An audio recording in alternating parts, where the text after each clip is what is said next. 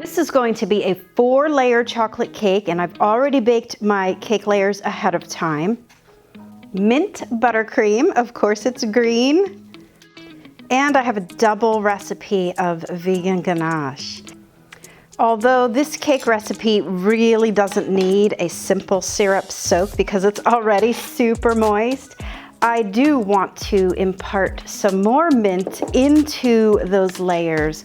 So I have some simple syrup, and I'm going to add about a teaspoon of mint extract to that, and that's going to give a very subtle light mint taste to each layer. This is like a triple mint cake right here. So I'm building my cake inside of a stainless steel cake ring with an acetate strip, because a super duper mega fantastic layer cake like this one needs a little bit of extra care.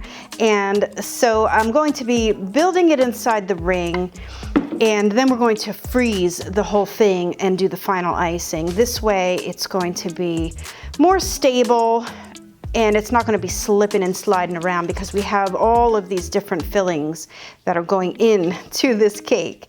So I did a little bit of a mint syrup soak on my first layer. And now I have my thin layer of mint buttercream.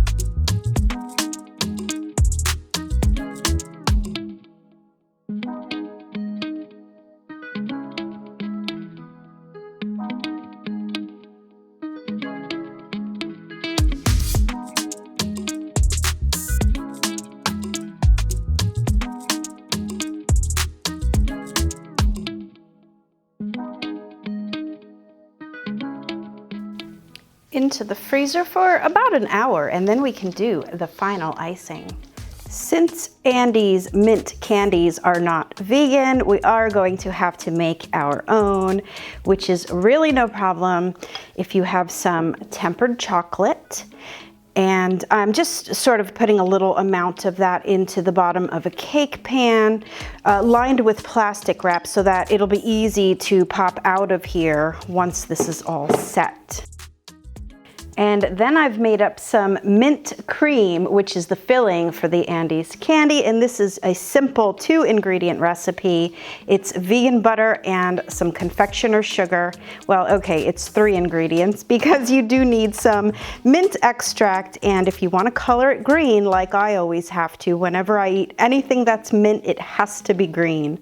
So it's just a simple creaming of some vegan butter with some confectioner sugar to make that really nice mint layer inside of the Andes candy. So I'm going to pop this cream layer into the freezer while my chocolate sets. So this has just been about an hour in the freezer, and that's enough time to get this filling nice and firm. And the cake is not frozen solid, but that's okay. The whole idea was to just make sure that two soft fillings are going to stay in place when I ice this. Now, quite honestly, this looks pretty fantastic just the way it is. I wonder if I even should add more icing. Comment below, naked cake or fully iced? I love the way this cake looks already, so I'm not going to overdo it with icing.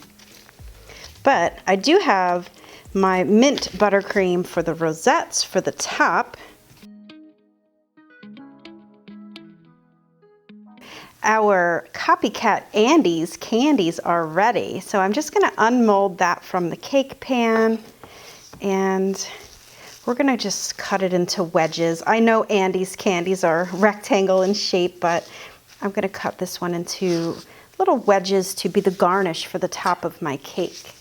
Now you're going to do that because the chocolate is set. So we're gonna have to cut through this chocolate with a hot knife. If you have a blowtorch, it's the best thing to use, but if not, just use a hot knife that you run under hot water.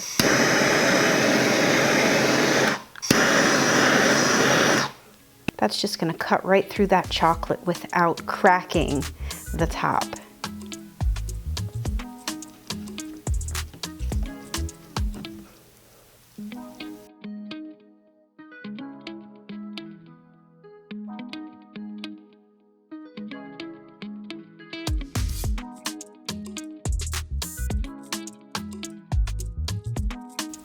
And here we go, another perfect layer cake to add to your repertoire. You are definitely going to want to try this. And let me just say, I am really happy that I didn't go full icing on this. I love the naked look of this cake. It really shows off all those different layers. This cake is perfection, and considering everything that's going on in this cake, from the ganache layer, the buttercream layer, the chocolate cake, the simple syrup, and even these cute little Andes candies, like, this cake is not too sweet. It is really light. This chocolate cake recipe is the best one you will ever find. So make sure you head over to GretchensVeganBakery.com to grab all the recipes. And thanks for watching. Until next time, happy vegan baking. Bye for now.